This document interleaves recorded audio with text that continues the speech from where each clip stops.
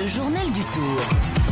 Et direction Pamiers dans l'Ariège, d'où part tout à l'heure la 15e étape du Tour de France, la deuxième dans les Pyrénées. Bonjour Bérangère Bonte. Bonjour Émeric. La première étape pyrénéenne revient à un Français, Christophe Riblon. Oui, Christophe Riblon, un garçon qui a cette particularité de mener de front une carrière sur route et sur piste, puisqu'il est encore cette année pour la deuxième fois vice-champion du monde. Riblon qui faisait partie de l'échappée de 9 coureurs partis dès le 4e kilomètre, qui poursuit avec Maël Moinard et le Belge Van de Waal dans le port de Payerne et qui termine en solo.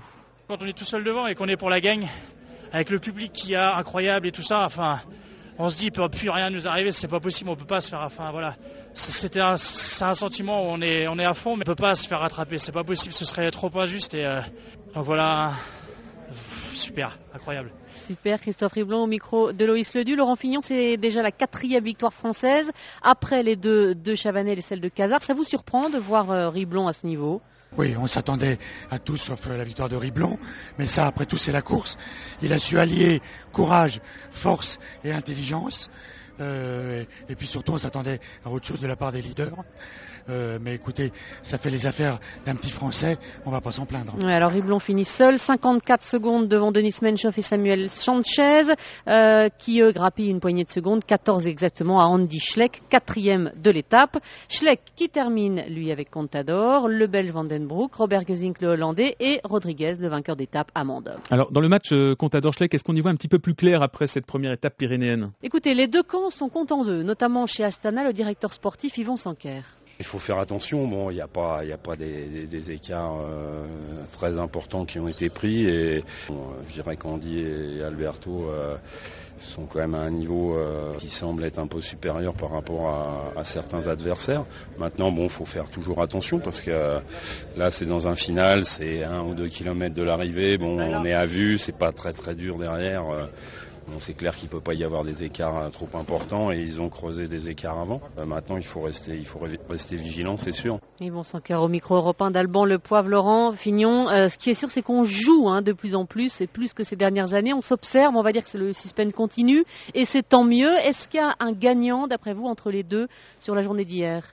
Écoutez, hier, on a assisté à un marquage total à la culotte, comme on dit, de la part de Schleck, qui a employé la bonne méthode, je pense cette fois, pour gêner Contador. On a bien vu que ça l'a gêné totalement. Je pense qu'il faudra qu'il réédite un peu la même chose. Et peut-être qu'il tente quelque chose. Contador m'a pas semblé être au-dessus du lot hier. Donc peut-être qu'aujourd'hui, dans le col le Port de Balès, qui est aussi un col extrêmement dur, peut-être encore plus dur que le col de Payerne, il y a peut-être quelque chose à faire. On sait que Schleck n'a pas assez d'avance pour le dernier chrono, donc il faut bien qu'il fasse quelque chose.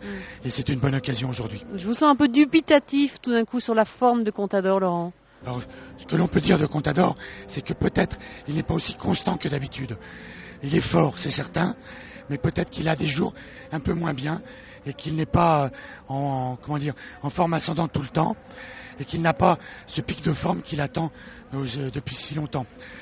C'est peut-être la chance de Schleck. Merci Laurent. Au classement général, Schleck a toujours 31 secondes d'avance sur Contador et on signalera donc que les deux suivants reprennent 14 secondes. Sanchez est 3e à 2 minutes 31 et Menchoff qui termine 2e de l'étape donc est désormais à 2 minutes 44 au général. Le maillot de meilleur grimpeur lui reste sur les épaules d'Anthony Charteau. Oui, et ça le surprend lui-même. Il passe en 7e position au sommet du port de Payerne, mais il ne s'imagine pas pour autant ramener ce maillot à poids à Paris, le coureur de la B-Box Bouygues Télécom.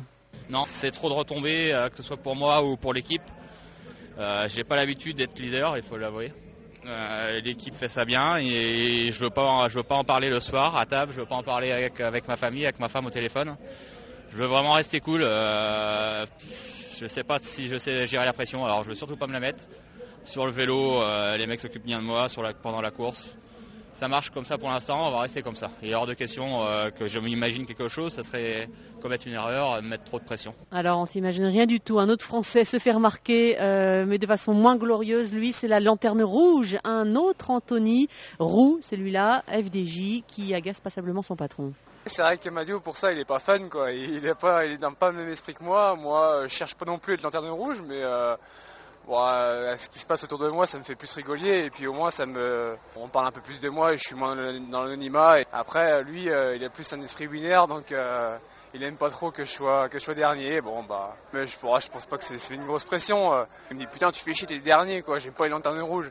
Bon après, il va pas me dire écoute, tu mets un sac au Gruppetto pour finir une demi devant eux.